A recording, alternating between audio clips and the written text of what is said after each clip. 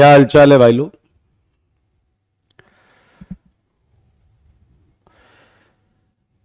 Good morning everyone.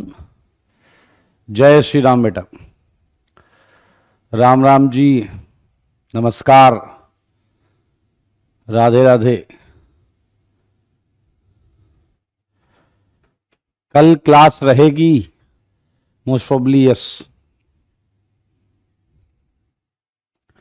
Love you all.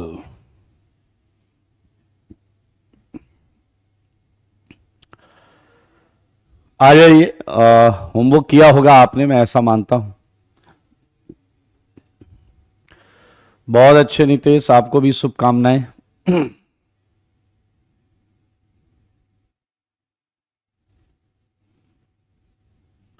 नहीं, मैं कुछ नहीं लगाता भाई, ना जेल ना वैक्स।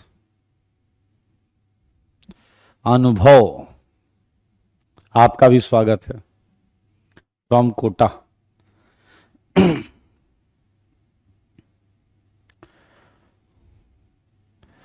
होमवर्क डन, बहुत अच्छी बात है। गॉड ब्लेस यू प्रांजल।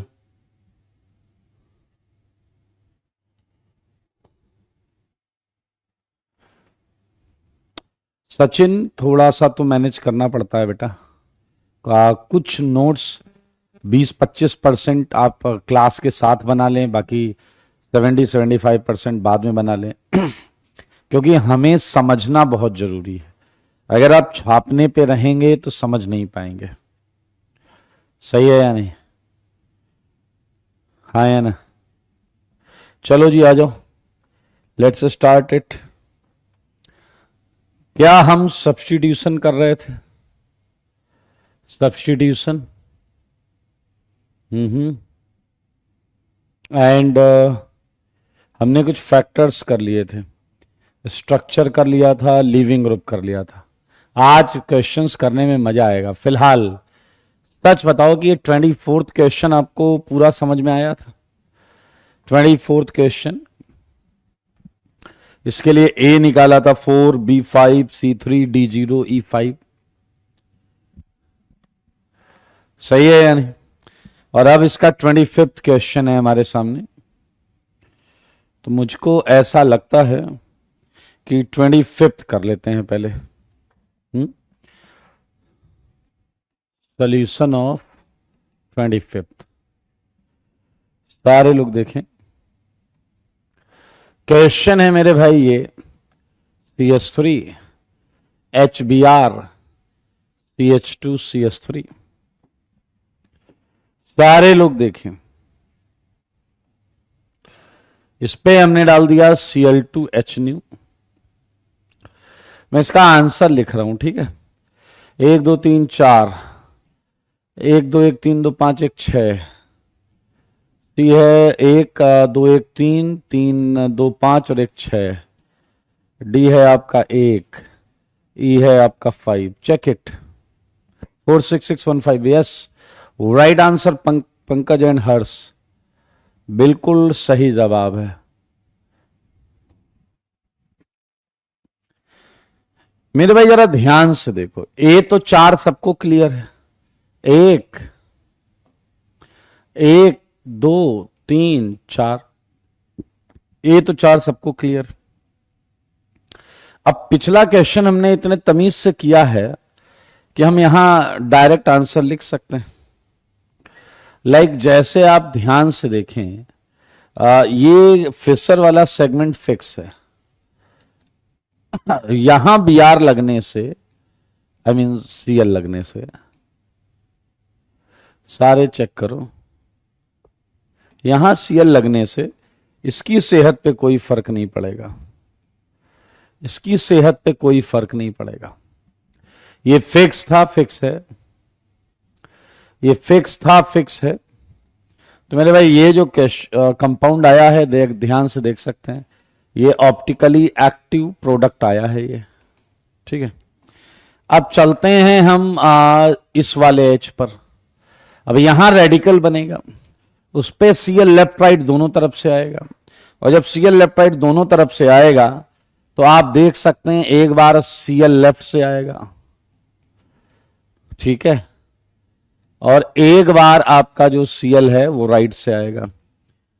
ये रेडिकल पर अटैक हुआ है, जो रेडिकल था उस पर अटैक हुआ।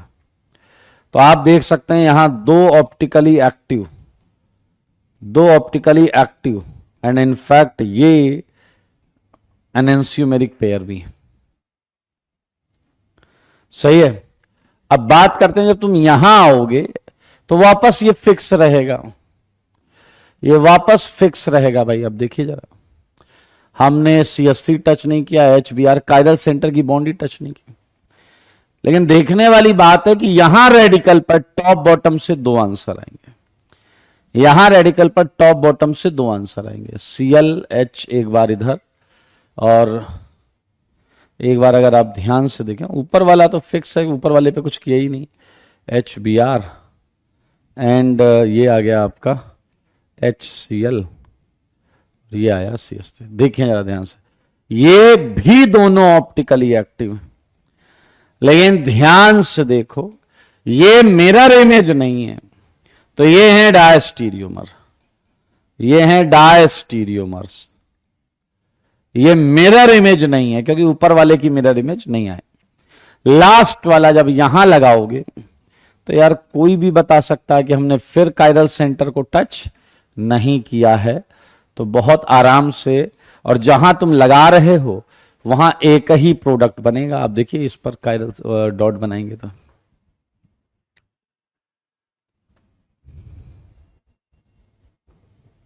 क्लियर है या नहीं, सब आपके सामने बना। देखो अब बी गिनते हैं, 1 2 3 4 5 6। सी गिनते हैं, active active active active active active, सारे एक्टिव हैं भाई, सारे एक्टिव हैं। डी गिनते हैं, एनेंसियोमेरिक पेयर, ये एक पेयर है, ये एनेंसियोमेरिक पेयर सही है या नहीं। एंड अगर हम बात करें फ्रैक्शन की तो इन दोनों का बॉइलिंग पॉइंट सेम होगा, इन दोनों का बॉइलिंग पॉइंट सेम होगा, और बाकी सबका अलग अलग है। सही बात है। चेतन, जीओसी में तुम्हें इंटरमीडिएट स्टेबिलिटी जैसी चीजें आनी चाहिए थोड़ी थोड़ी, तभी आप कर पाएंगे रिएक्शन पार्ट। इसमें किसी को डाउट है तो पूछ लो, इसमें किसी को डाउट है तो पूछ लो, इसमें किसी को डाउट है तो पूछ लो। आयुध कह रहे हैं इसमें मेजर माइनर कैसे निकालेंगे। बेटा इसमें मेजर माइनर आपको याद है हमने क्वेश्चन किया था रेडिकल चैप्टर में, जहां हम परसेंटेज यील्ड निकाल रहे थे, ठीक है, परसेंटेज यील्ड। अगर आपको ऐसा क्वेश्चन आ जाता है तो आप कुछ नहीं करें, मोस्ट स्टेबल रेडिकल वाली जगह पर टिकाएं। वैसे पूछेगा नहीं, ऐसे ही पूछेगा पॉसिबल प्रोडक्ट, लेकिन अगर मेजर पूछ ले तो मोस्ट स्टेबल रेडिकल जहां है वहां पर लगाएंगे। जल्दी बताइए।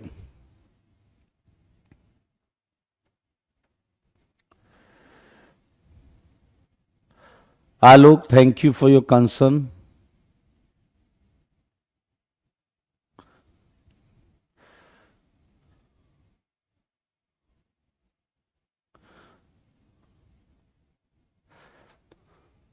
God bless you Rishabh. ठीक है, तो 4 और 2 6 प्रोडक्ट्स हैं। आइए अगले का देखते हैं। मैं उम्मीद करता हूं कि इसका आंसर आप लोग ऐसे कर सकते हैं, 1 2 3 4 5, तो ए आया 5। अब मैं टोटल गिनूंगा, ठीक है, यहां लगाऊंगा तो 1, यहां Cl लगेगा तो Cl Cl 1, यहां लगाऊंगा Cl तो लेफ्ट राइट से 2, दोनों एक्टिव होंगे। ध्यान से देखना, दोनों ऑप्टिकली एक्टिव होंगे, ठीक है। यहां जब मैं लगाऊंगा Cl लेफ्ट राइट से तो एक एक्टिव होगा और एक ऑप्टिकली इनएक्टिव होगा, क्योंकि उस सिमेट्री आ जाएगी, मिथाइल के इधर Cl, मिथाइल के इधर Cl, और यहां लगाऊंगा तो आएगा 1। तो मेरे भाई बी का आंसर बहुत क्लियर है, 1 1 2 2 4 2 6 और 1 7, बी 7। चेक कर लो भाई आंसर। ऐसा एक क्वेश्चन मैंने क्लास में कराया था, ए है 5, बी है 7, 1 1 2 2 4 2 6 और 1 7। सी क्या था? एक्टिव। एक्टिव, दोनों एक्टिव, 2 1 3 1 4 1 5। डी आएगा 0 एंड ई आएगा 7। 5 7 4 नहीं, 5 आएगा 5। भाई 1 एक्टिव, 2 1 3 और 1 4 1 5, 5 एक्टिव है ना। Well done Sandesh Aasu, very good very good very good. इसमें किसी को डाउट है तो पूछो। ये क्वेश्चन बिल्कुल हमने पिछली क्लास में किया हुआ है ऐसा।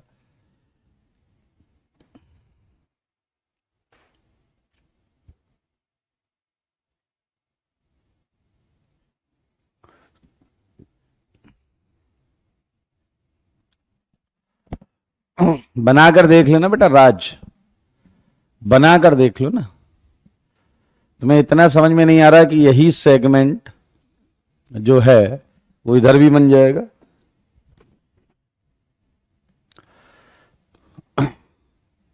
यहां जब सीएल लगाओगे तो मिथाइल के बगल में सीएल, मिथाइल के बगल में सीएल, लेफ्ट राइट होगा तो एक बिल्कुल ऐसा आ जाएगा तो सिमेट्री आ जाएगी।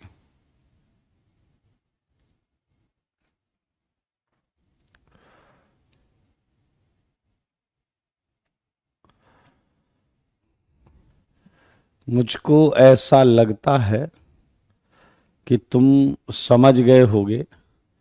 जब वहां लगाएंगे तो एक ये बनेगा, ये ऑप्टिकली एक्टिव होगा, और एक ये बनाएंगे जो ऑप्टिकली इनएक्टिव होगा, क्योंकि यहां प्लेन ऑफ सिमेट्री है।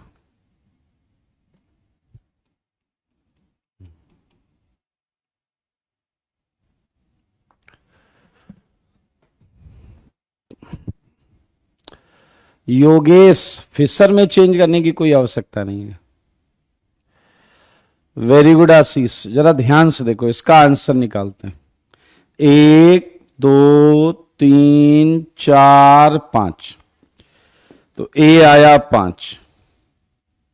ठीक है, अब जब यहां सीएल लगाओगे तो एक ही आंसर मिलेगा, और वो भी ऑप्टिकली एक्टिव, क्योंकि ये फिक्स सेंटर है।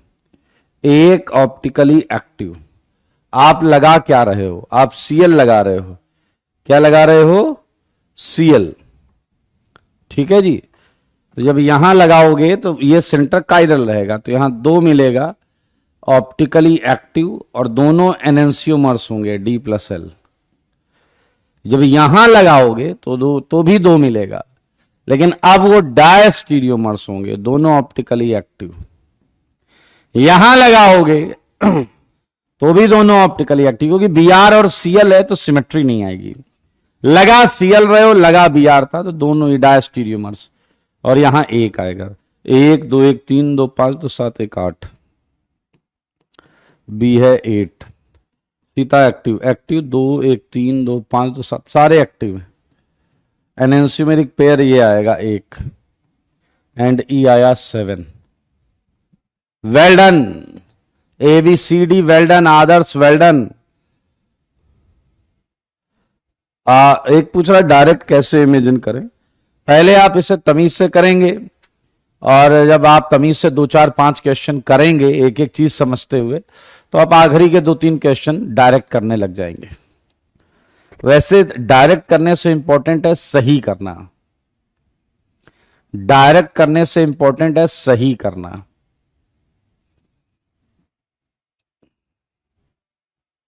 बहुत अच्छे प्रंजल, अगर आज सही हो रहा है इट मीन्स अलॉट। नहीं बेटा, ये जब यहां लगाओगे तो एनेंसियोमर्स होंगे। यहां जब सीएल लगाओगे तो एक ही कायरल सेंटर होगा, और वो 2 प्रोडक्ट्स मिरर इमेज होंगी।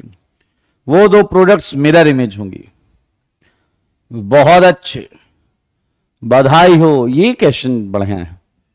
28 किया क्या किसी ने? आंसर लिख दूं? ए है 2, बी है 4, सी है 4, डी है 2, ई है 2। हाँ लोग यहां तो ऑप्टिकल का अच्छा यूज हो रहा है। 24422 चेक इट। ऐसे इसका आंसर मैं लिख देता हूं। ए है 2, बी है 2, सी है 2, डी है 0, ई है 2।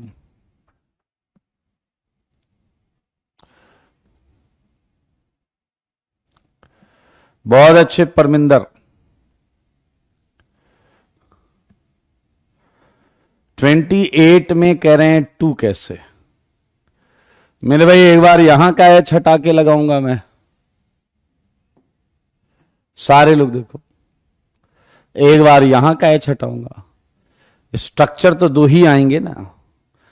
तो नीचे वाला एच जैसे लगाओगे वो रिपीट होने लगेगा। मेरी बात नहीं सुनोगे तो नहीं समझ पाओगे। ए चेक करने के लिए आप सारे प्रोडक्ट बना लो और उसका आईयूपीएसी नाम लिखो। अगर आईयूपीएसी नाम सेम आएगा, अगर आईयूपीएसी नाम सेम आएगा तो मेरे भाई आपका क्या हो जाएगा? वो स्ट्रक्चर सेम हो जाएंगे। करिए जरा जल्दी से।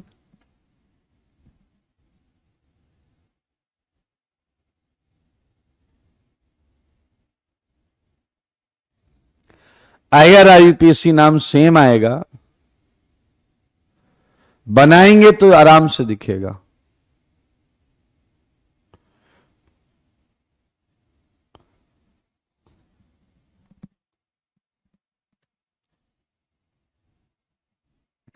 बनाने के बाद समझ में आ रहा है, बहुत अच्छी बात है।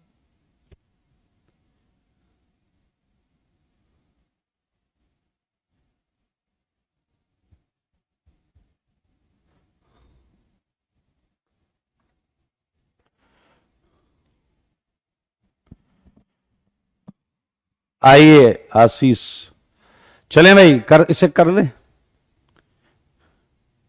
ऐसे और क्वेश्चन कहां मिलेंगे? सब मिल जाएंगे, बस आप देखो। चलो, जैसे पहले आपने ऊपर CH3 का H हटाया तो मेरे भाई क्या ये बनाया या नहीं? सारे देखो,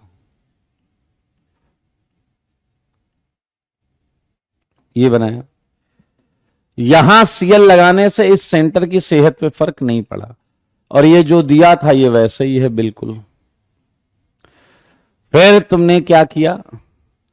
तुमने ये वाला H हटाया और Cl लगाया। इससे मेरे भाई ऊपर वाला सेंटर तो कायरल रहा ही नहीं। ये आंसर आया। ध्यान से देखिए, ये आ गया। मान लेते हैं फिर तुमने ये वाला सेंटर H हटाया, अब नीचे वाला सेंटर कायरल नहीं है। आप जहां लगा रहे हो वहां कोई सेंटर कायरल नहीं हो रहा है। आप जहां लगा रहे हो वहां कोई सेंटर कायरल नहीं हो रहा है। देखो, जहां मतलब जिस पे लगा रहे हो। अब अगर आप ध्यान से देखें सारे बच्चे, तो क्या इसका और इसका स्ट्रक्चर सेम है या नहीं? क्या इसका और इसका स्ट्रक्चर सेम है या नहीं, ये बताओ। क्या इसका और इसका स्ट्रक्चर सेम है या नहीं? और अगर इसका और इसका स्ट्रक्चर सेम है तो इसका इसका स्ट्रक्चर भी सेम है। तो ए हो गया 2, ए हो गया 2, ए क्या हो गया बताइए? 2 हो गया। नहीं नहीं, आप स्ट्रक्चर की बात हो। ए हो गया 2 आपका। देखिए, अब बात करेंगे बी की। मेरे भाई अगर आप ध्यान से देखो तो इसकी ये मिरर इमेज है,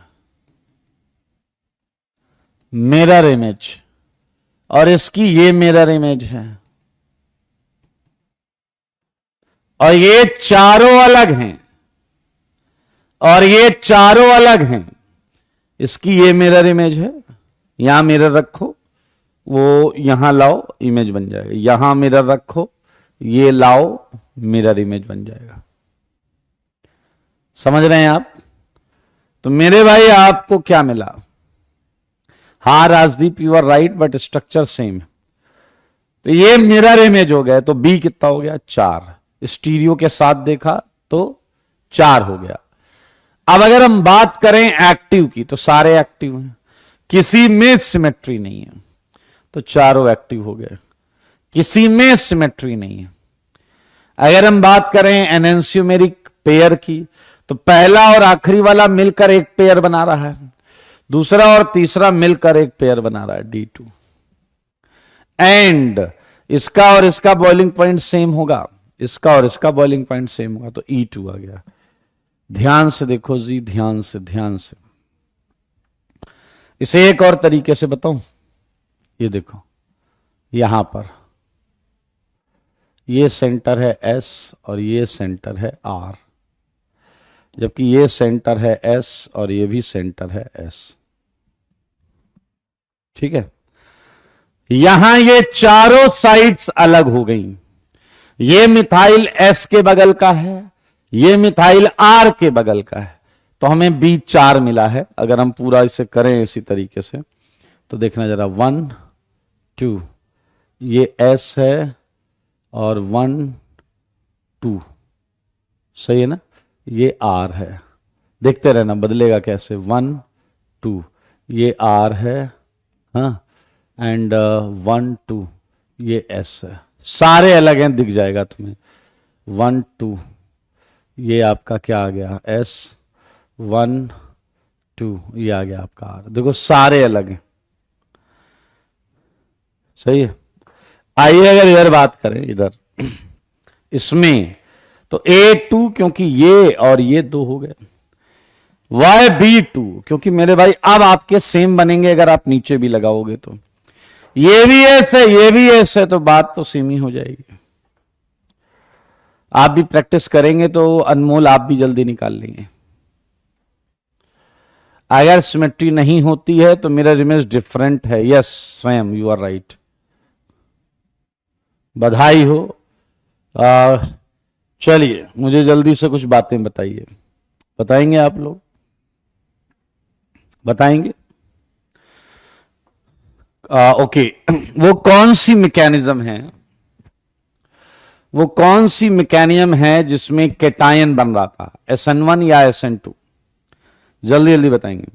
वो कौन सी मैकेनिज्म है जिसमें केटायन बन रहा था? वेल्डन, हर्ष, करण, लकी, मोहम्मद, वेरी गुड यार। निहाल खच्चरपंती कर रहा है बस, बाकी तो सब ठीक जा रहा है। सबका जवाब सही है, वेल्डन। हरिओम खच्चरपंती कर गया और कोई नहीं। हेमंत भी डैशपंती कर रहा है। SN1, अच्छा बताओ वो कौन सी रिएक्शन है मैकेनिज्म SN1 SN2 में जिसमें रीअरेंजमेंट हो सकता है? आई थिंक गलती से 2 लिख दिया, जिसमें रीअरेंजमेंट हो सकता है। Again same answer, again same answer, again same answer. वो कौन सी मैकेनिज्म है जिसमें विड्रॉइंग ग्रुप रेट बढ़ाते हैं?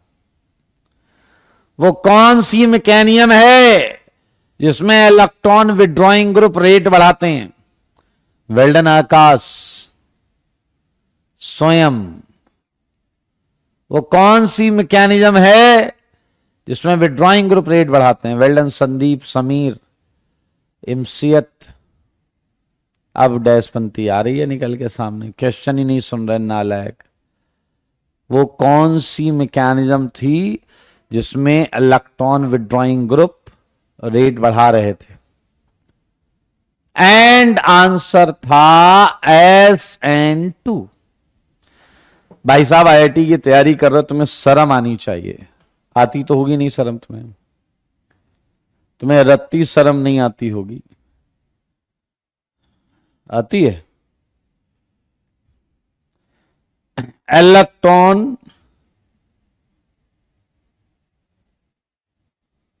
इलेक्ट्रॉन विड्रॉइंग ग्रुप,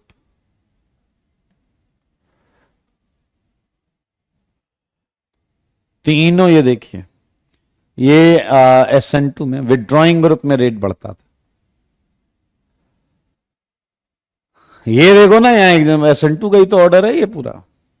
ये विड्रॉइंग ग्रुप ने गजब कर दिया था, रेजोनेंस कर डाला था उठा के ट्रांजिशन स्टेट से। कोई बात नहीं, बताओ SN1 का रेट कैसे ग्रुप बढ़ाएंगे, विड्रॉइंग या donating?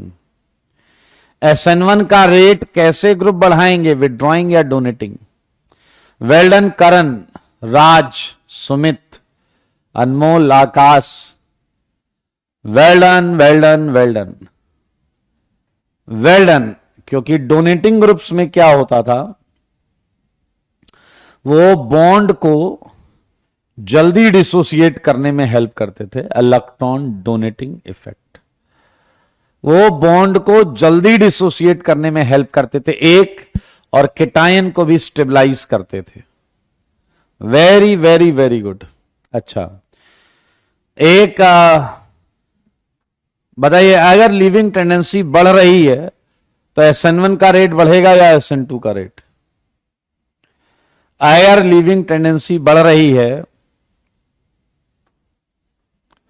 Yes Ashish you are right, अगर लिविंग टेंडेंसी बढ़ रही है तो SN1 का रेट फास्ट होगा या SN2 का?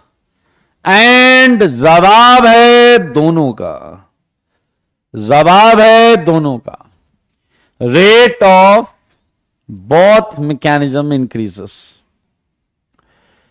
Rate of both mechanism increases.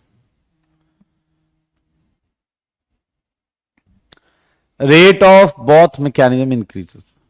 आइए, बहुत अच्छे। आज हमारा टारगेट है कि हम सारे फैक्टर्स करके, स्टीरियो केमिस्ट्री करके, इसके कम से कम 3 एप्लीकेशंस करें। चलिए आ जाइए, मुझे बताइए नेचर ऑफ न्यूक्लियोफाइल। सारे लोग जल्दी से SN1 का RDS याद करो। क्या था SN1 के RDS में? बताइए, SN1 के RDS में क्या हो रहा था? न्यूक्लियोफाइल था या नहीं था? SN1 के RDS में न्यूक्लियोफाइल था या नहीं था? SN1 के RDS में न्यूक्लियोफाइल था या नहीं था? श्रेष्ठ कह रहे हैं था, सिमरन ने कहा था, हैं? कुछ, अबे मैं RDS पूछ रहा हूं, तुम कुछ और ही बता रहे हो। हाँ, न्यूक्लियोफाइल के आने के पहले ही RDS हो चुका था। Yes, very very very good.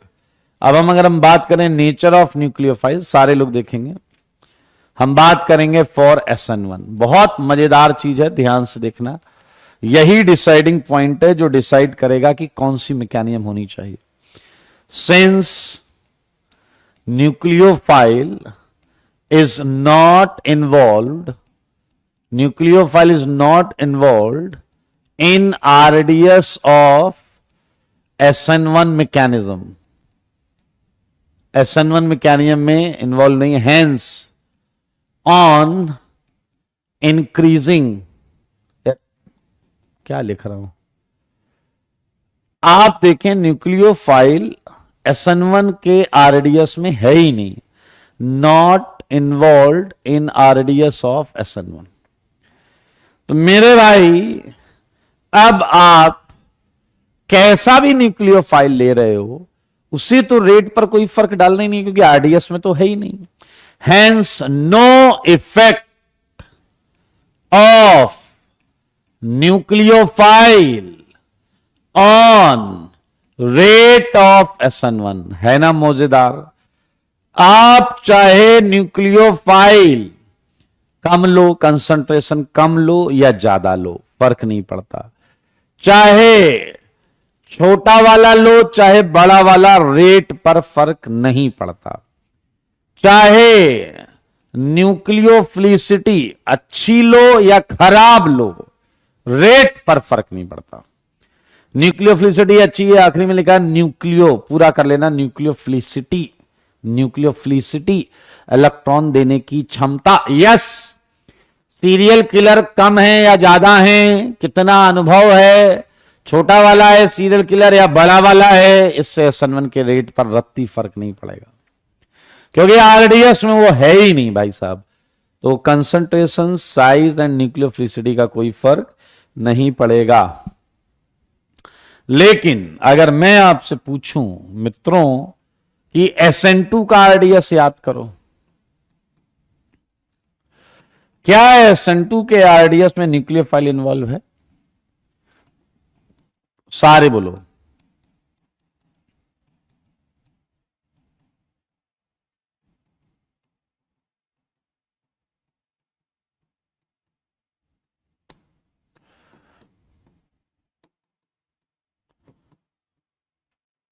हाँ, यस, वेरी गुड। तो मेरे भाई इसका तो फर्क पड़ेगा। Nucleophile is involve in RDS of SN2 mechanism, hence rate of SN2 increases with, ध्यान से देखें, with high न्यूक्लियोफिलिसिटी, ज्यादा अच्छा न्यूक्लियोफाइल होना चाहिए, higher concentration of nucleophile and small size। क्या आप मेरी बात समझ गए? इसको तो फर्क पड़ता है भाई, इसको तो फर्क पड़ता है। Higher nucleophilicity, higher concentration, small size, ये आपके सामने न्यूक्लियोफाइल के लिए कंडीशन आ गई। चलिए मैं कुछ न्यूक्लियोफाइल आपको दिखाता हूं, ध्यान से सुनना, मजा आएगा। NAI, NABR, KSH, देख रहे हैं, NASR, NAN3। यार ये Na ज्यादा लगा रहा हूं, इसका मतलब ये नहीं कि Na वाले ही आएंगे, पोटेशियम वाले भी आ सकते हैं। NaCN, NaOR, NaOH। मेरे भाई क्या तुमने नोटिस किया कि जितने भी आयनिक कंपाउंड हैं वो सारे यहां हैं, जितने भी आयनिक कंपाउंड हैं वो सारे यहां हैं, NaOH। मेरे भाई जब ये पोलर सॉल्वेंट में होंगे तो सब पर क्या होगा? Plus minus plus minus plus minus plus minus, I minus, Br minus. ओ भाई साहब क्या जबरदस्त न्यूक्लियोफाइल है, क्या जबरदस्त न्यूक्लियोफाइल है, हाँ या ना? अब एक बहुत मजेदार बात बताऊंगा, दिल खुश हो जाएगा। एक छोटा सा प्रश्न पूछूंगा, देखेंगे कि आप लोग मनुष्य हैं या नहीं। तो भैया एक चेकिंग प्रोसेस चालू हो रहा है, चलें। मान लो तुम SN2 हो, नहीं तुम SN1 हो, अपने आप को SN1 मान लो,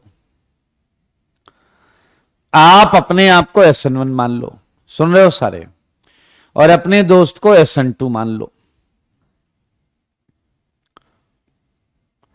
अरे दीपेंद्र सुनना भाई, पहले जो मैं बता रहा हूं ध्यान से सुनो। तुम अपने आप को SN1 मानो, अपने दोस्त को SN2 मानो। अब तुम्हें फर्क नहीं पड़ता रेट पर, रेट पर फर्क नहीं पड़ता। तुम चाहे न्यूक्लियोफाइल अच्छा लो चाहे खराब लो, ठीक है? यानी कि it's something like you are comfortable, your rate is same, चाहे न्यूक्लियोफाइल अच्छा हो चाहे न्यूक्लियोफाइल खराब हो, ठीक है? तुम्हारा दोस्त जो है उसकी कमजोरी है अच्छा न्यूक्लियोफाइल, उसे अच्छा न्यूक्लियोफाइल चाहिए ही चाहिए। और दोस्त नहीं है, कॉम्पिटिटर है, नहीं तो तुम दोस्ती निभाने लगोगे। तुम लोग भी तो खच्चर हो, एक नंबर के कॉम्पिटिटर है।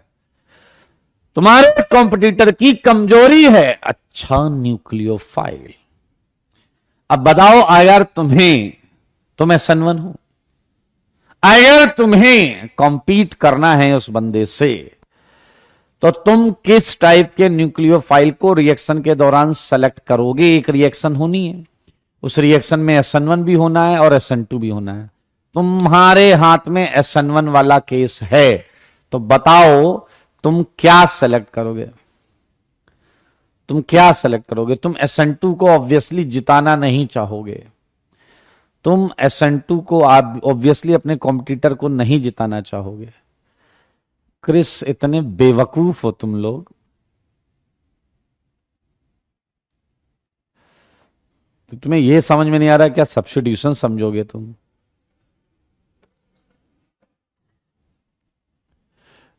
बेटा तुम अभी के अभी ITI की तैयारी चालू कर दो। ये अपने घर में पूछना मम्मी पापा से, ठीक है? मम्मी पापा से पूछना ये, ठीक है ना? तो तुम्हें जूते से मारेंगे वो।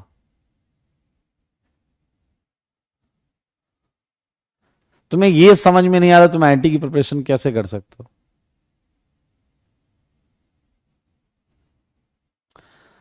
मतलब तुम अच्छा कोई बात नहीं, हो मैं गलती कर गया, मैंने पूछा भी तो तुमसे है ना तुम्हारी राय। अबे बेवकूफ, तेरी मैथ्स फिजिक्स दोनों में ठीक ठीक है, कोई फर्क नहीं पड़ता। तेरा कॉम्पिटिटर की मैथ्स अच्छी है, कंपटीशन करने के लिए तुम्हें सब्जेक्ट सेलेक्ट करना है तो अकल से पैदल तुम मैथ्स सेलेक्ट करोगे।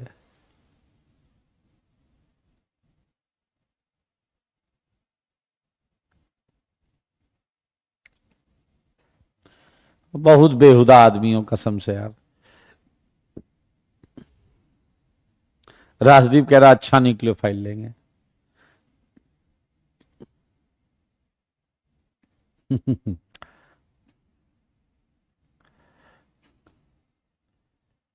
गजब हो भाई साहब, गजब हो। एक रिएक्शन हो रही है, अगर हम SN1 कराना चाहते हैं तो खच्चर बोल रहा है स्ट्रॉन्ग न्यूक्लियोफाइल ले लो। अबे स्ट्रॉन्ग लेगा SN2 हो जाएगा।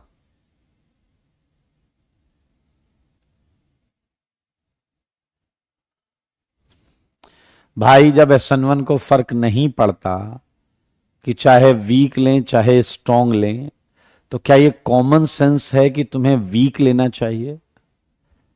क्योंकि जब तुम वीक लोगे तो SN2 बिल्कुल नहीं हो पाएगा। जब तुम वीक लोगे तो SN2 बिल्कुल हो ही नहीं पाएगा। और अगर SN2 नहीं हो पाएगा तो केवल और केवल एक ही रिएक्शन हो रही होगी डोमिनेंटली, वो है SN1। यार ये जरा सी बात के लिए तुम मतलब इंसान बनने के ज्यादा मौके नहीं आते। मैं सोच रहा हूं कि तुम लोग दो पैरों पर ही चलना चालू करो, लेकिन तुम लोग घर से निकलते ही दो पैरों के साथ ऐसे ऐसे भी करके ये आदत तुम छोड़ना नहीं चाहते। अरे बेवकूफों, SN2 की कमजोरी है स्ट्रॉन्ग न्यूक्लियोफाइल, और SN1 को फर्क नहीं पड़ता चाहे वीक न्यूक्लियोफाइल लो चाहे स्ट्रॉन्ग। तो SN1 चालाकी करेगा, वो कहेगा भाई वीक न्यूक्लियोफाइल लेके आओ, तो SN2 तो सरेंडर, ये तो गया, ये तो हो ही नहीं पाएगा उस रिएक्शन में, और SN1 का एक छत्र राज्य होगा। तो मेरे भाई रेट तो उसका सेम रहना ही था। जब वीक न्यूक्लियोफाइल आप लोगे तो सारी प्रोडक्ट भी SN1 के रास्ते से आएगी, सारी प्रोडक्ट भी SN1 वाली ही आएगी। तो मेरे भाई अक्सर आप देखेंगे कि SN1 के केस में हम बहुत पुअर न्यूक्लियोफाइल जैसे जल, एल्कोहल, एसिड, ये सारे कोवैलेंट कंपाउंड हैं, ये हैं आपके गरीब न्यूक्लियोफाइल, और ये हैं आपके स्ट्रॉन्ग न्यूक्लियोफाइल। तो मेरे भाई दिस इज ऑल अबाउट, यही एकमात्र पॉइंट है, यही एकमात्र पॉइंट है जो SN1 SN2 में डिस्टिंक्शन करेगा, जो SN1 SN2 में डिस्टिंक्शन करेगा, जो SN1 SN2 में डिस्टिंक्शन करेगा। अगर तुम्हें एरो पर आयनिक इस टाइप के न्यूक्लियोफाइल्स दिखते हैं स्ट्रॉन्ग वाले, तो मेरे भाई ये सारे SN2 करेंगे। स्ट्रॉन्ग बोले तो 2, वीक बोले तो 1। चलें भाई। आयुष कह रहे हैं चेक कैसे करना है, कौन सा स्ट्रांग है कौन सा वीक। आपको इलेक्ट्रोफाइल न्यूक्लियोफाइल पढ़ाया गया, उसमें बताया गया कि जो आयनिक हैं वो कोवेलेंट से ज्यादा न्यूक्लियोफिलिक हैं, जो आयनिक हैं वो कोवेलेंट से ज्यादा न्यूक्लियोफिलिक हैं। यहां Na+I- तो ये वाली चीजें जो हैं अच्छी न्यूक्लियोफाइल होंगी, जबकि ये सारे कोवेलेंट कंपाउंड्स हैं, सारे कोवेलेंट कंपाउंड्स। अबे जिसका आंसर गलत और कचरा होता उसी को डांटता हूं मैं। तुम सही अगर आंसर दिए हो तो तुम डांट काहे ले रहे हो? सही है या नहीं?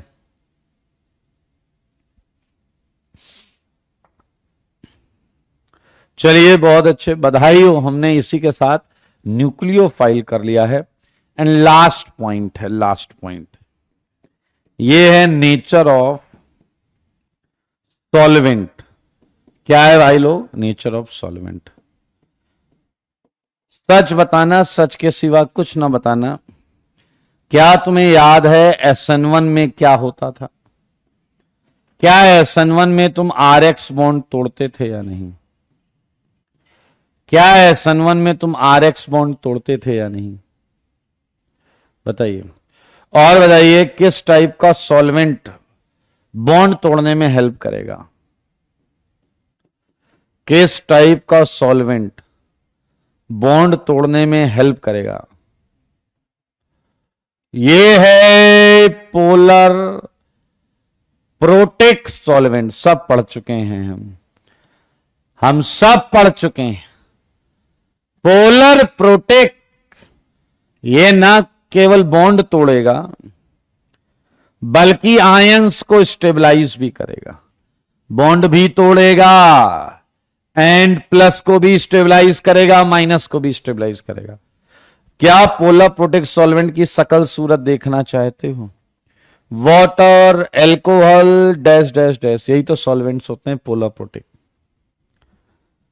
यही है सॉल्वेंट पोलर प्रोटेक। मेरे भाई मैं आपको बताऊं,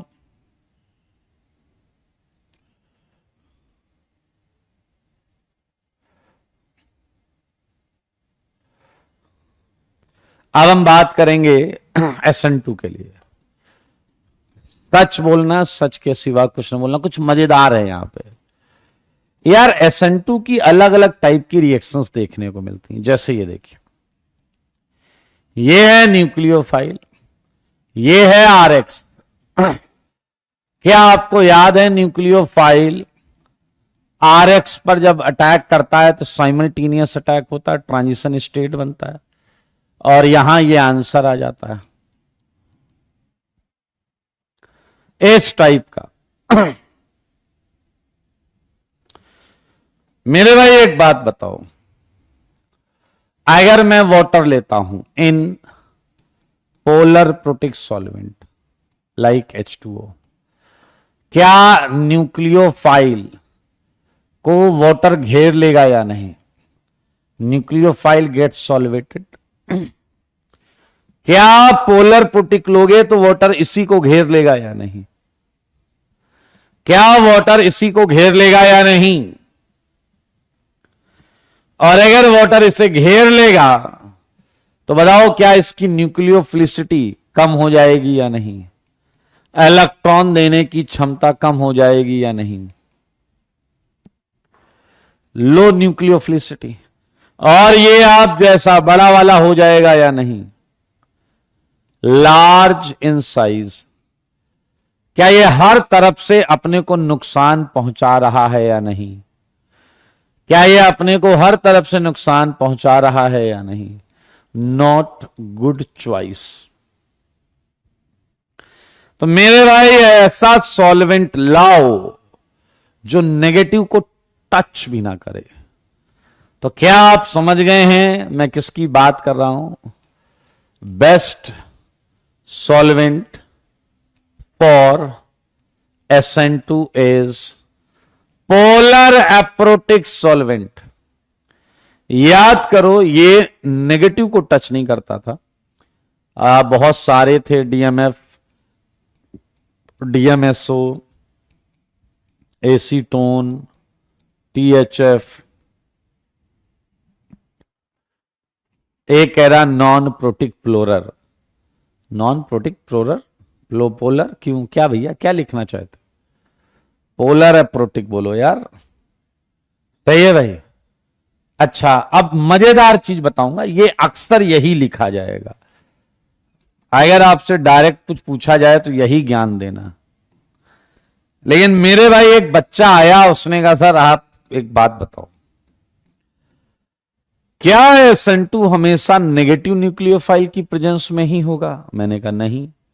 कह रहा बस मान लो आपका न्यूक्लियोफाइल न्यूट्रल है, सारे लोग देखो, अगर आपका न्यूक्लियोफाइल न्यूट्रल है PS3P CH3X, तो क्या जब PCH3 को इलेक्ट्रॉन देगा तो क्या P पर प्लस एंड X पर माइनस होगा? जवाब है हां, बात तो सही है मेरे भाई। इस केस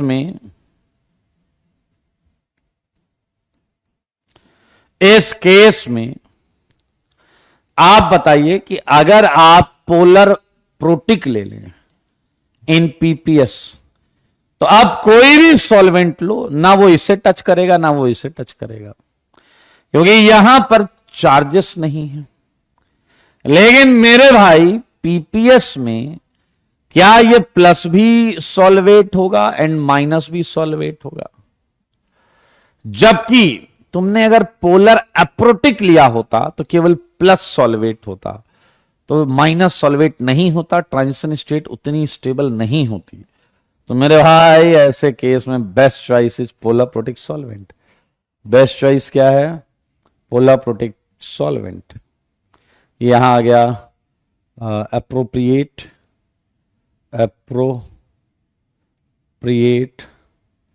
सॉल्वेंट इज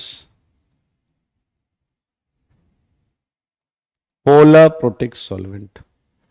तो मेरे भाई ये डिपेंड करेगा कि आपका 95% न्यूक्लियोफाइल नेगेटिव चार्ज होते हैं, इसलिए best choice polar protic.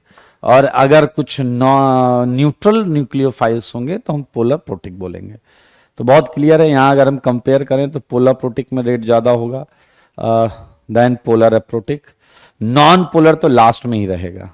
Non polar medium में आयन बन ही नहीं सकता, नॉन पोलर मीडियम में आयन बनता ही नहीं, और आयन बनता ही नहीं तो यार हटाओ ना, उसे लास्ट में डालो। तो this is all about nucleophiles. और सच बताओ, सच के सिवा कुछ नहीं। तुमने हाँ जी, तुम ही ने क्या और क्या सीखा है SN1 और SN2 के बारे में? बताना तो पड़ेगा, बच कैसे सकते हो? बताओगे? बात तब चालू हुई भाई जब SN2 और SN1 की बात चालू की हमने। क्या आप मानते हैं कि ये था CH3X 1 डिग्री, 2 डिग्री, 3 डिग्री? जो हमने फैक्टर सीखे हैं वो यहां एक बार बस लिख रहे हैं। 3 डिग्री, 2 डिग्री, 1 डिग्री। मेरे भाई देखो मगर बोर्ड पर RI, RBr, RCl, RI, RBr, RCl। मेरे भाई अगर आप ध्यान से देखें तो पहले पॉइंट से हमें बस 2 डिग्री में डाउट बचा। 3 डिग्री होगा SN1 करेंगे, 1 डिग्री होगा SN2 करेंगे, 2 डिग्री में क्या होगा ये हमें अभी तक नहीं पता। 2 डिग्री में क्या होगा ये हमें अभी तक नहीं पता। आइए, अब आता है वो डिसाइडिंग पॉइंट। जो मैं चाहता हूं कि आप ध्यान दें। यहां है मेरे भाई स्ट्रॉन्ग न्यूक्लियोफाइल। ये एकमात्र पॉइंट है जो 2 डिग्री के कंफ्यूजन को क्लियर करेगा। और अगर आप ये समझ गए तो मौजा आ जाएगा। यही पॉइंट 2 डिग्री को डिस्टिंग्विश करता है। I had told you about various nucleophiles, strong nucleophiles, KBr, KSH, NaCN dash dash dash, and weak ही पहचान लो। वीक तो अपना फिक्स है, जल ले लो, एल्कोहल ले लो, टाइप कोवैलेंट कंपाउंड्स। यही एकमात्र है जो बताएगा।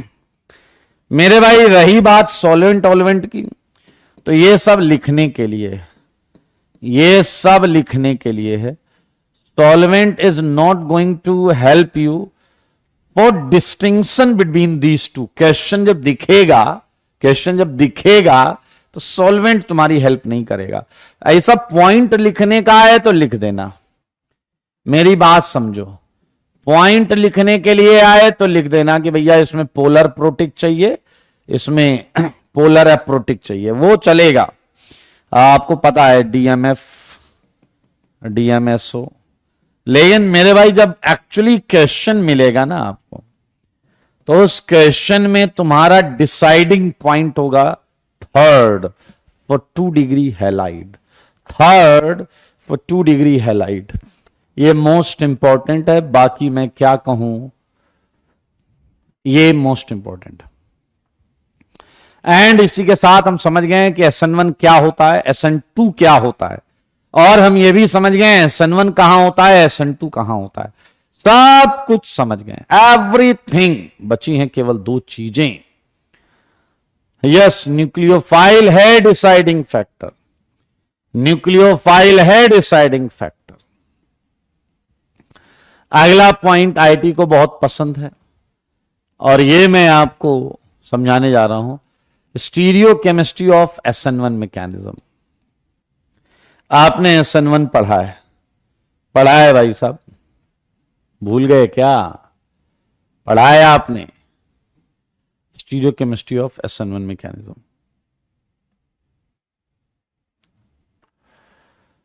मेरे भाई आपको किसी भी SN1 रिएक्शन में क्या होता है ये पता है?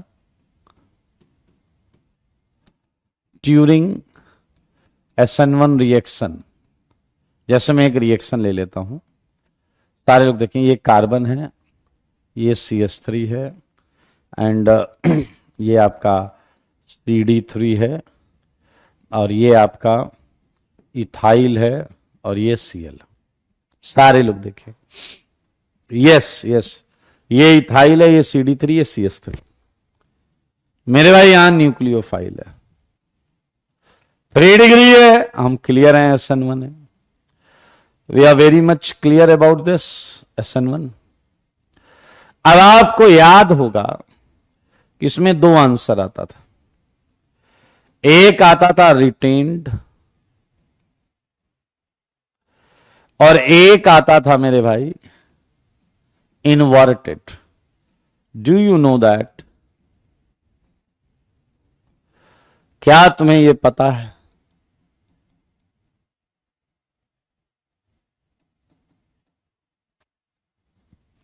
रिटेन्ड एंड इनवर्टेड, सुनना मजा आएगा भाई साहब। ये है रिटेन्ड,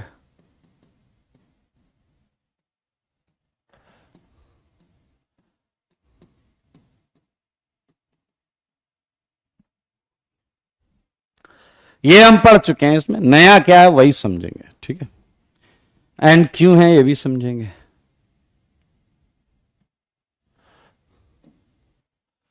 क्या तुम देख पा रहे हो कि दोनों प्रोडक्ट मिरर इमेजेस हैं?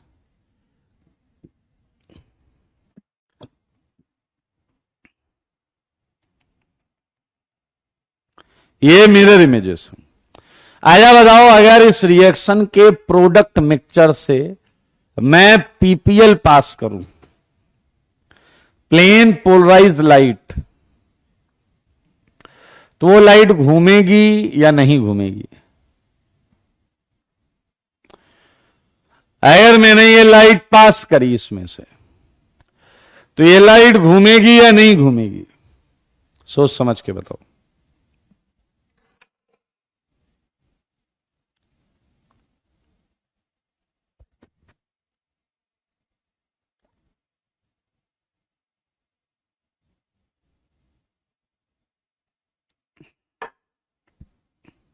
चलिए बहुत अच्छे।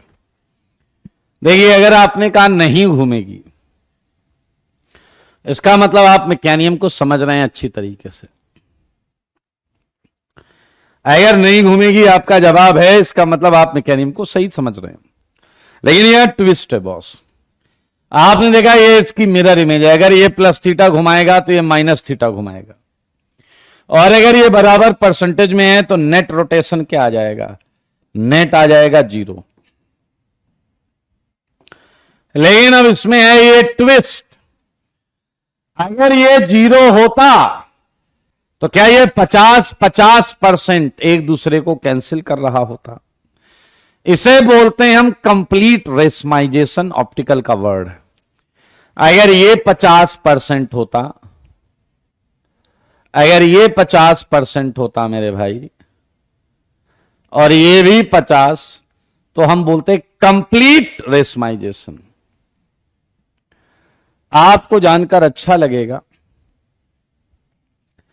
कि जब साइंटिस्टों ने इस मिक्सचर से पीपीएल पास किया तो लाइट नेट रोटेशन दिखा रहा था, लाइट नेट रोटेशन दिखा रहा था। पीछे लग रहा मतलब कंप्लीट रेशमाइजेशन नहीं था, ना जी ना, कंप्लीट रेशमाइजेशन नहीं था। पीछे लग रहा ये तो गजब पॉइंट है, during SN1 reaction partial racemisation takes place, partial racemisation takes place. भाई साहब रेशमाइजेशन जो है वो पार्शियल होता है, टेक्स प्लेस। SN1 रिएक्शन के दौरान रेशमाइजेशन कंप्लीट नहीं होता। बिल्कुल सही, कुछ तो गड़बड़ है, कुछ तो गड़बड़ है। अब ये जो गड़बड़ है ये समझनी, साइंटिस्टों ने पूरा दिमाग झोंक दिया कि चल क्या रहा है, क्यों नहीं हुआ रेशमाइज्ड। उन्होंने पूरी मैकेनिज्म खोलकर रख दी, पूरी इंक्वायरी कर ली। देखिए चलिए इसकी मैकेनिज्म को समझते हैं।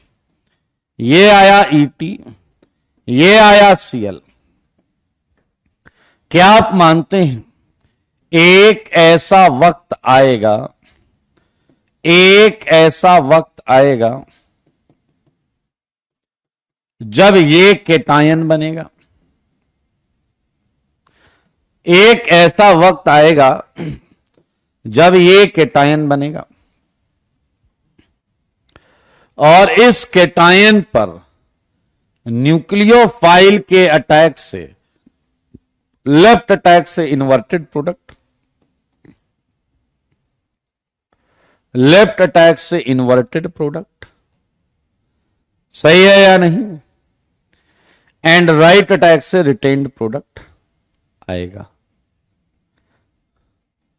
अब यार उन्होंने कर ली पूरी इंक्वायरी, लेकिन उनके भेजे में ये बात नहीं जा रही कि क्या हुआ है। उन्होंने कहा ये बना केटायन, इस पे आजू से अटैक 50%, बाजू से अटैक 50%, ये इसकी मिरर इमेज इसने कैंसिल कर दिया, इसका रोटेशन नेट होना चाहिए 0, लेकिन 0 आ तो रहा नहीं। थक हार के जब वो बहुत परेशान हो गए तो उन्होंने सोचा कि क्यों ना किसी हाईली टैलेंटेड बंदे से मदद ली जाए। एंड वो सारे के सारे मेरे पास आ गए, और आते ही उन्होंने पहले ऐसे किया, मैंने कहा सदा खुश रहो, क्या समस्या है। उन्होंने कहा सर ये कंपाउंड देख रहे हो, मैंने कहा देख रहा हूं। देखिए जालिम जमाना कितना डैश हो चुका है, सुनिएगा। अरे वो आके सीधे मुझसे अपनी प्रॉब्लम पूछ सकते थे, लेकिन ये डैश लोग आके कह रहे हैं आपको क्या लगता है इस रिएक्शन में रेशमाइजेशन कंप्लीट होगा या पार्शियल होगा। ये इस रिएक्शन में मुझसे पूछ रहे नालायक कि ये रेशमाइजेशन कंप्लीट लग रहा है या पार्शियल लग रहा है। अब यार देख के मैकेनिज्म के हिसाब से तो मुझे भी कंप्लीट रेशमाइजेशन लग रहा है। तो मैंने कहा यार अगर कंप्लीट रेशमाइजेशन आ रहा होता तो ये सारे यहां क्यों आए होते, सोचने वाली बात है। या फिर हो सकता है कंप्लीट रेशमाइजेशन ही आ रहा हो, ये नालायक केवल ऐसे मस्ती में आ गए हो कि चलो चेक करते हैं। ऐसे समय पर जवाब ऐसा रखिए जो आपको फंसने ना दे, सही बात है या नहीं। मैंने इनसे कहा कि तुम लोगों को कंप्लीट रेशमाइजेशन लग रहा होगा, सही बात है। मैंने कहा तुम लोगों को कंप्लीट रेशमाइजेशन लग रहा होगा, तो उसमें से एक चिल्ला पड़ा आ क्यों नहीं रहा कंप्लीट। बस अपने को पता चल गया कि एक्चुअल आंसर क्या है। मैंने कहा वो तो मैं देखते ही समझ गया था कि पार्शियल रेशमाइजेशन है। अच्छा, क्या ये खुद ब खुद क्लियर है कि इनमें से पार्शियल रेशमाइजेशन का क्या मतलब है? पार्शियल रेशमाइजेशन का मतलब है कोई एक ज्यादा बन गया है, कोई एक ज्यादा बन गया है। अच्छा, एक बात और समझो, केटायन प्लेनरी होता है भाई साहब, मानते हो या नहीं? क्या तुम मानते हो केटायन प्लेनरी है? एंड प्लेनर चीज पे अटैक टॉप और बॉटम सेम होगा, मानते हो या नहीं? टॉप बॉटम सेम होगा, यानी कि मेरे भाई लेफ्ट राइट बोल लो या ऐसा कर लो, ये सेम होगा। अगर ये सेम है तो इसके बाद बनने वाली चीज लाइट नहीं घुमा रही है, क्योंकि इसके आजू बाजू से तो सेम ही बना होगा। पीछे कह रहा, कहना क्या चाहते हो कि इसके बाद रेशमाइजेशन कंप्लीट है? यस, इसके बाद कंप्लीट रेशमाइजेशन है। चला कह रहा तो इसके पहले तो क्वेश्चन था। नहीं, इसके और क्वेश्चन के बीच में भी कुछ होगा। इसके बीच में तो बॉन्ड टूट रही थी, वो तो जरा सा टाइम लगे। अरे जरा सा ही चीजों का तो खेल है। आओ बच्चों तुम्हें बताएं मेरे भाई, जब ये बॉन्ड टूट रही थी, समझो एक्सप्लेनेशन दिल खुश हो जाएगा अगर आप इंसान हैं तो। ये इथाइल, ये सीएल इससे दूर जा रहा है, धीरे धीरे दूर जा रहा है। पीछे वाले देख लो, ये सीएल माइनस ये प्लस। मैं ऐसी उम्मीद करता हूं इस समय न्यूक्लियोफाइल क्या कर रहा होगा, इस समय न्यूक्लियोफाइल क्या कर रहा होगा।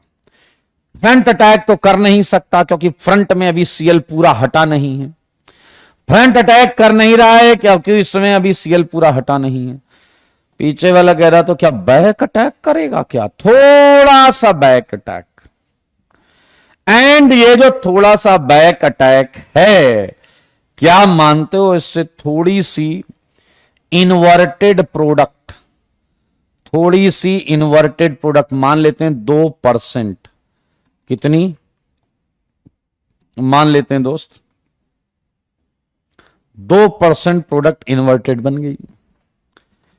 एंड ये केटायन बना 98%, जिससे 49% ये बना, 49% ये बना। क्या आप समझ रहे हैं कि इन्वर्टेड दरअसल 51 बन गया। इन्वर्टेड 51 है एंड ये 49 है। यही 2% लाइट को घुमा रहा है। यही सचिन खच्चर हो, सॉल्वेंट ब्रेक कर रहा तो करने दो ना, कौन मना कर रहा है? मैंने कहा कि सॉल्वेंट ब्रेक नहीं कर रहा है। मेरे भाई अब आप सोचिए, क्या ये एकदम बेस्ट एक्सप्लेनेशन है उस ऑब्जर्वेशन का जिसमें पार्शियल रेशमाइजेशन हो रहा था, जिसमें पार्शियल रेशमाइजेशन हो रहा था। अब कई खच्चर ये बोलेंगे ऐसा क्यों? अबे बेवकूफ, ये रिजल्ट आया है पार्शियल रेशमाइजेशन। तुम्हें अब एक थ्योरी समझानी है जो लॉजिकल हो, कॉन्सेप्चुअल हो और जो पार्शियल रेशमाइजेशन को समझाए। यस अनुभव, यू आर राइट। क्या यहां हमने थोड़ा सा SN2 कराया है या नहीं? थोड़ा सा SN2 हुआ है या नहीं? बिल्कुल हुआ है। 98% रेशमाइजेशन, 2% प्योरिटी है, प्योर पार्ट है 2%। ये है सच्चाई SN1 मैकेनिज्म की। ध्यान से देखें नोट में, स्लाइट इन्वर्टेड प्रोडक्ट डोमिनेट्स। सही बात है, inverted product dominates over retained. सही है, during SN1 mechanism, during SN1 mechanism. अच्छा, एक बात बताना, बस ज्यादा मैं कुछ पूछूंगा नहीं। अगर मैं बताऊं, पूछूं आपसे कि रेसिमाइजेशन का एक्सटेंट सारे लोग मेरी बात सुनिएगा, ठीक है। बताओ ये 98% रेशमाइज्ड है या नहीं? क्या ये 98% रेशमाइज्ड है या नहीं? 98%। आया बताओ, अगर ये बॉन्ड और जल्दी टूट जाए, और जल्दी तो रेशमाइजेशन बढ़ेगा या प्योरिटी बढ़ेगी? अगर ये बॉन्ड और जल्दी टूट जाए तो रेशमाइजेशन बढ़ेगा या प्योरिटी बढ़ेगी? रेशमाइजेशन बढ़ेगा या प्योरिटी बढ़ेगी?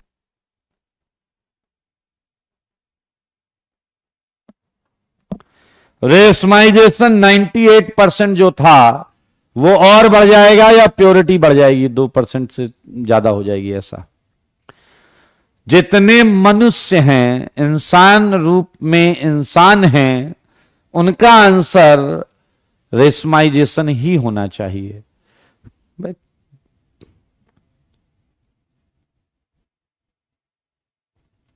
बेटा अगर तुम्हें प्योरिटी दिख रही, कोई दिक्कत वाली बात नहीं। बेटा दुनिया का हर सफल आदमी आईआईटीएन नहीं है। आप काम धंधा ढूंढ लो, मेहनत करो, बहुत और भी काम है जहां कैरियर भविष्य बनाया जा सकता है।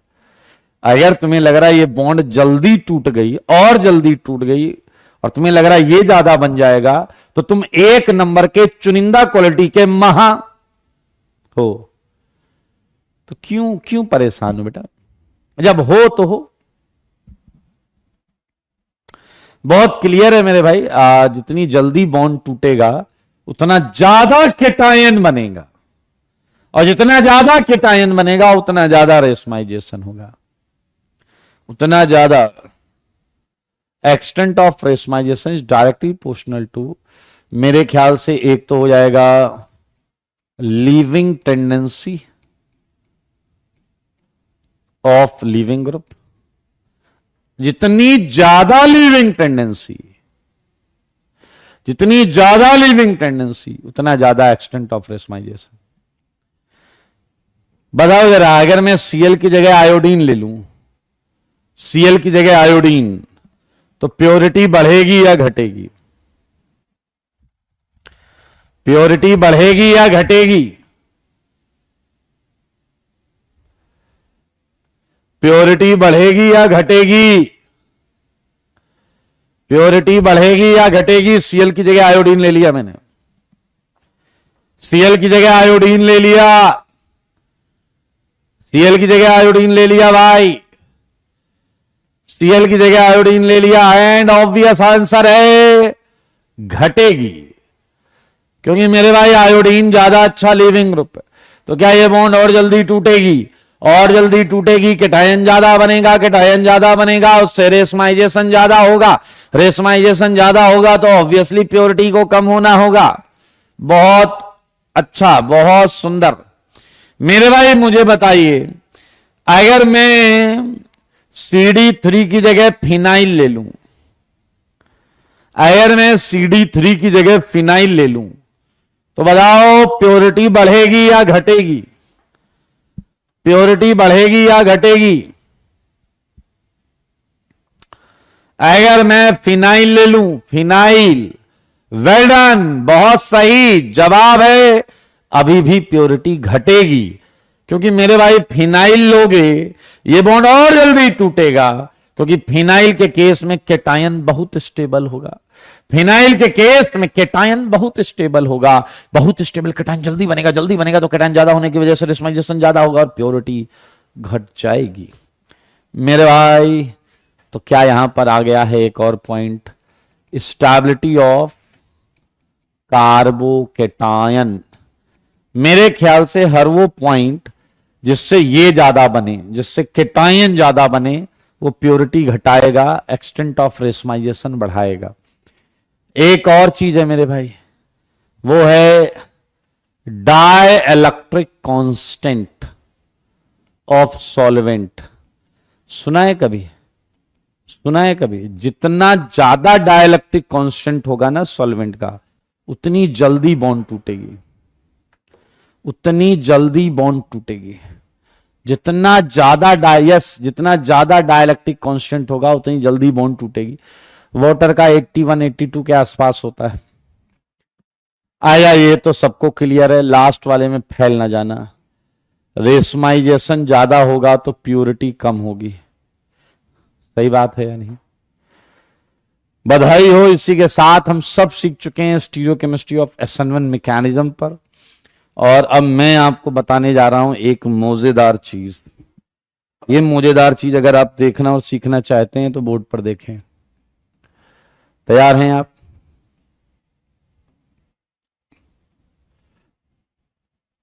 आइए मेरे भाई, ये है stereo chemistry of SN2 mechanism. Stereo chemistry of SN2 mechanism. मेरे भाई, हालांकि हमें पता है लेकिन हम उस चीज को समझेंगे। इन SN2 मैकेनिज्म, बताइए क्या आपको पता है इन्वर्जन होता था? Walden inversion. मेरे भाई, Walden was name takes place, inversion आपको पता है बैक अटैक होता था, बैक अटैक होता था, इसलिए वेल्डन इन्वर्जन बोलते थे। पीछे लगेगा नाम ऐसा रखो कि चार लोग बोले वेल डन, हाँ या ना। मेरे भाई, in SN2 mechanism Walden inversion takes place, केवल इन्वर्जन होता है। राजदीप पूछ रहे हैं SN1 में इन्वर्जन। मेरे भाई बहुत आराम से सुनना, ये इन्वर्जन कैसे पता चला होगा हम इस बात पर बात करेंगे। बहुत मजेदार है, बहुत मजेदार है, ध्यान से सुनना। कुछ बातें जो मैं चाहता हूं कि आप नोट के साथ समझें। बहुत ऑब्वियस सी दो बातें मैं आपको बताऊंगा। If at any compound no reaction takes place at chiral center, अगर किसी कंपाउंड में, बहुत आराम से सुना, अगर किसी कंपाउंड में एक कायरल सेंटर है और तुम उस सेंटर पे रिएक्शन ना करा के कहीं और करा रहे हो तो उस सेंटर का कॉन्फ़िगरेशन फिक्स रहेगा। उस सेंटर का कॉन्फ़िगरेशन फिक्स रहेगा, ऑब्वियस सी बात है। If at any if in any compound no reaction takes place, no reaction takes place at chiral center, अगर chiral center पे कोई रिएक्शन नहीं होती, then ध्यान से देखेंगे कॉन्फ़िगरेशन, बेटा बहुत मजेदार है ये, configuration of that chiral center remains unaffected, unaffected. Simple सी बात है, कोई नई बात नहीं है। Yes yes, you are right, जैसा हम अभी पीछे वाले क्वेश्चन फेसर वेसर में कर रहे थे। ठीक है, if reaction takes place at chiral centre then configuration may और मे नॉट चेंज, मे और मे नॉट चेंज, ये तो बात सही है। कन्फ्यूजन उस समय चेंज हो भी सकता है, नहीं भी हो सकता है। तो मेरे भाई, इससे प्रूफ करने के लिए देखिए कितना खूबसूरत तरीका यूज किया गया था साइंटिस्टों द्वारा कि SN2 में इन्वर्जन है। ये कैसे प्रूफ किया उन्होंने, ये मैं आपको बताऊंगा एक एग्जाम्पल के माध्यम से। ध्यान से देखेंगे मेरे भाई, साइंटिस्टों ने एक नॉन कॉन्फ़िगरेशन का अल्कोहल ले लिया, इसका उन्हें अल्फा ऑब्जर्व पता था, ये उन्होंने ले लिया। मान लेते हैं प्लस थीटा था, ये उन्होंने लिया जिसका उन्हें पता था कि भैया क्या कॉन्फ़िगरेशन, क्या रोटेशन है। ध्यान से देखो, ये पता था उन्हें, अल्फा ऑब्जर्व प्लस थीटा। सारे लोग सुनेंगे, ठीक है। अब उन्होंने क्या किया, तुम्हें याद होगा, हमने ये सब किया हुआ है वैसे पहले, तुम्हें याद होगा तो बहुत अच्छी बात है। मेरे भाई हमने पढ़ा था बहुत पहले टोसाइल क्लोराइड लीविंग ग्रुप में,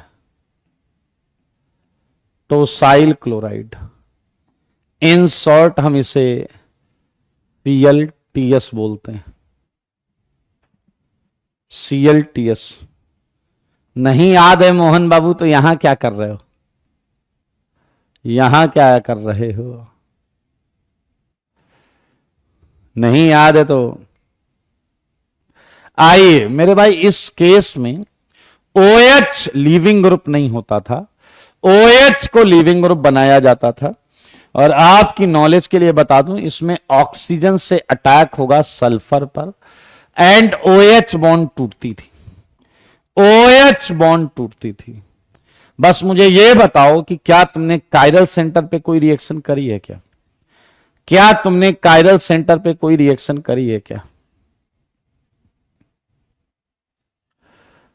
मेरे भाई अगर आप ध्यान से देखेंगे तो यहां आ जाता है OTS एंड कायरल सेंटर पे कोई रिएक्शन नहीं हुई, इसलिए जो कायरल सेंटर का अरेंजमेंट यहां रहा होगा वही अरेंजमेंट यहां होगा।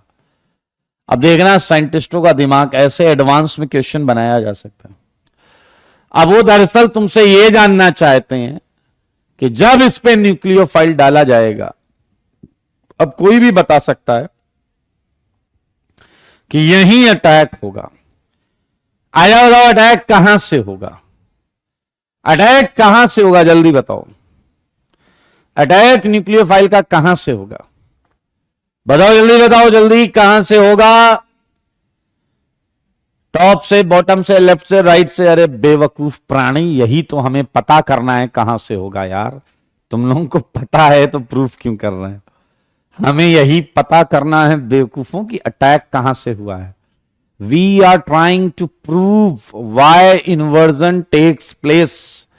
ये कैसे पता किया साइंटिस्टों ने, ये कैसे पता किया साइंटिस्टों ने? ध्यान से सुनो मेरे भाई, ये तो क्लियर है ना, ये तो क्लियर है ना कि न्यूक्लियोफाइल OTS को हटाएगा, न्यूक्लियोफाइल OTS को हटाएगा तो वहां लग जाएगा, लेकिन हमको यह पता करना है कि न्यूक्लियोफाइल किधर से लगेगा। मेरे भाई क्या हम यही जानने का प्रयास कर रहे हैं?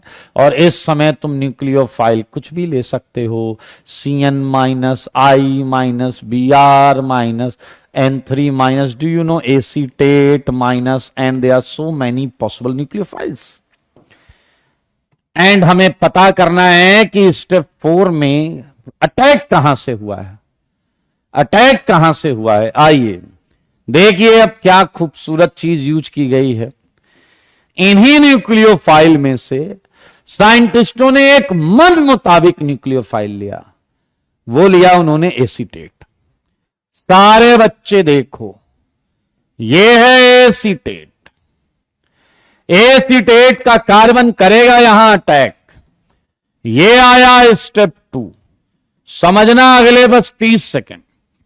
स्टेप 2 पर ये ऑक्सीजन यहां अटैक करेगा, अटैक से क्या ये ईस्टर बन जाएगा या नहीं? लेकिन इंटरेस्टिंगली हमको नहीं मालूम कि ये किधर से अटैक करा होगा। स्टेप 2 का भी हमें कॉन्फ़िगरेशन, हमें वहीं तो अटैक कर रहा है, हमें नहीं पता। लेकिन अब आप फ्लैट हो जाएंगे बुद्धि देखकर साइंटिस्टों की। उन्होंने स्टेप 3 में क्या किया है वो देखिए, मजा आ जाएगा आपको जानकर। स्टेप 3 में वो लेकर आए हैं NaOH। NaOH क्या आप जानते हैं? NaOH न्यूक्लियोफाइल है एंड OH माइनस इस कार्बन पे अटैक करेगा, जिससे ये बॉन्ड इधर घूमेगी और इसको लात पड़ेगी। प्लीज टेल मी, क्या स्टेप 3 में कायरल सेंटर पे रिएक्शन हो रही है क्या? क्या स्टेप 3 में कायरल सेंटर पे रिएक्शन हो रही है क्या? क्या स्टेप 3 में कायरल सेंटर पे रिएक्शन हो रही है क्या? क्या स्टेप 3 में कायरल सेंटर पे रिएक्शन हो रही है क्या? जवाब है नहीं। कुछ गधे हां लिख रहे हैं। तुम लोग ना यहां कायरल सेंटर है, तुम्हें कायरल सेंटर नहीं पता है, मैं समझ सकता हूं तुम्हारी प्रॉब्लम, कोई बात नहीं। आईटीआई का फॉर्म जरूर डालना, थोड़ा हिम्मत बनी रहेगी तुम्हारी। मेरे भाई जब यहां पर अटैक होगा तो क्या तुमने नोटिस किया, उन्हें फिर यहां ऊपर माइनस आएगा और वो एसिड से एच छीन लेगा। क्या तुम्हारा प्रोडक्ट एक एल्कोहल है या नहीं? क्या तुम्हारा प्रोडक्ट एक एल्कोहल है या नहीं? सारे बोलो। सोचने वाली बात है, स्टेप 1 में कॉन्फ़िगरेशन चेंज नहीं हुआ, स्टेप 3 में चेंज नहीं हुआ। चेंज अगर हो सकता है तो स्टेप 2 में चेंज हो सकता है। मेरे भाई इस एल्कोहल का ऑब्जर्व रोटेशन चेक कर लिया गया। क्या इसका ऑब्जर्व रोटेशन अगर तुम्हें माइनस थीटा मिले, सोचो सारे बच्चे, अगर इसका ऑब्जर्व रोटेशन माइनस थीटा मिले, इसका क्या था प्लस थीटा, तो ये क्या हो गया? क्या ये डैश हो गया या नहीं? अगर ये डैश हो गया तो इसमें तो कॉन्फ़िगरेशन चेंज हुआ नहीं है, तो ये भी डैश था। और मेरे भाई ये वेज से वेज था, तो वेज से डैश यही तो हुआ है। और क्या यही तो SN2 है? यही तो SN2 है। सोचो कितनी जबरदस्त टेक्निक यूज की है। यहां कॉन्फ़िगरेशन चेंज नहीं, जो यहां था वही यहां है। यहां चेंज नहीं, जो यहां था वही यहां है। तो मेरे भाई इसका उन्होंने कॉन्फ़िगरेशन चेक, रोटेशन चेक किया, क्योंकि इसका पता था अपने को प्लस थीटा, इसका आया माइनस थीटा, और माइनस थीटा आया तो ये डैश, क्योंकि ये वेज पर प्लस है तो ये माइनस, ये यहां तो ये यहां, पक्का यही चेंज हुआ है। और अगर एक न्यूक्लियोफाइल के साथ बैक अटैक हो रहा है तो सबके साथ बैक अटैक हो रहा होगा। हैंस प्रूव्ड SN2 में इन्वर्जन होता है। हैंस प्रूव्ड SN2 में इन्वर्जन होता है। यहां बहुत कुछ लिखना है, यहां बहुत कुछ लिखना है। समझ में आया या नहीं? सॉरी, कहानी लिखना, एक एक बात लिखना। मेरे भाई यहां एक हाइपोथेटिकल क्वेश्चन भी बनाया जा सकता है। यहां एक हाइपोथेटिकल क्वेश्चन बनाया जा सकता है। मान लो वो इसका रोटेशन बता दे प्लस थीटा, तब क्या बोलोगे? इसका रोटेशन बता दे प्लस थीटा। अगर इसका भी बोल दे प्लस थीटा तो क्या बोलोगे? तब क्या बोलोगे? अगर इसका रोटेशन है प्लस थीटा तो क्या तुम बोलोगे कि भाई साहब इस स्टेप में रिटेंशन हुआ है? हाँ या ना? तब क्या बोलोगे? इस स्टेप में क्या हुआ है? रिटेंशन। ये SN2 का हमने इन्वर्जन स्टीरियो केमिस्ट्री पर चर्चा की। एंड आज के लिए इतना ही रखते हैं, ठीक है? मिलते हैं कल करेंगे खूब सारे क्वेश्चंस, इसके एप्लीकेशन पार्ट पर करेंगे बात। आज के लिए इतना ही, टाटा बाय बाय।